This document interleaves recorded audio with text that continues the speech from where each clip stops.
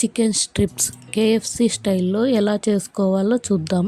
Boneless chicken 500 గ్రాములు, ఉప్పు రుచికి తగినంత, మిరియాల పొడి 1 టేబుల్ స్పూన్, అల్లం వెల్లుల్లి paste 1 tablespoon, mix herb seasoning 2 tablespoons, పెరుగు 4 టేబుల్ స్పూన్లు, maida 1 cup, corn flour 1/2 cup, peri peri masala 2 టేబుల్ స్పూన్లు. ముందుగా చికెన్ని బాగా వాష్ చేసుకొని ఇలా పొడవుగా కట్ చేసుకోవాలి.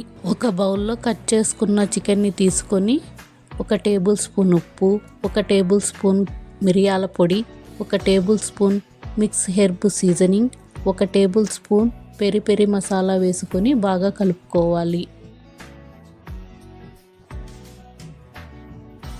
పెరుగు, అల్లం వెల్లుల్లి పేస్ట్ వేసి బాగా కలుపుకోవాలి.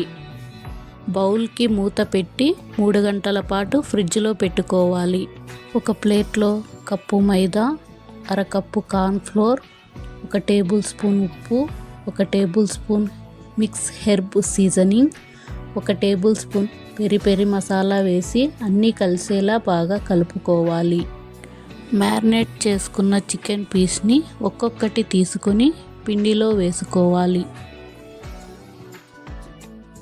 పిండి పట్టించిన చికెన్ని ఐస్ వాటర్లో 2 సెకండ్లు ఉంచి మళ్ళీ పిండిలో వేసుకోవాలి. ఇలా 2-3 కోటింగ్లు వేసుకోవాలి.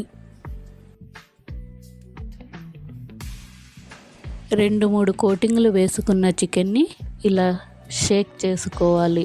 ఇలా షేక్ చేసుకోవడం వల్ల ఫ్లేక్స్గా వచ్చి క్రిస్పీగా ఉంటాయి. వేడి నూనెలో వేసుకొని మీడియం ఫ్లేమ్లో గోల్డెన్ కలర్ వచ్చేలా వేయించుకోవాలి.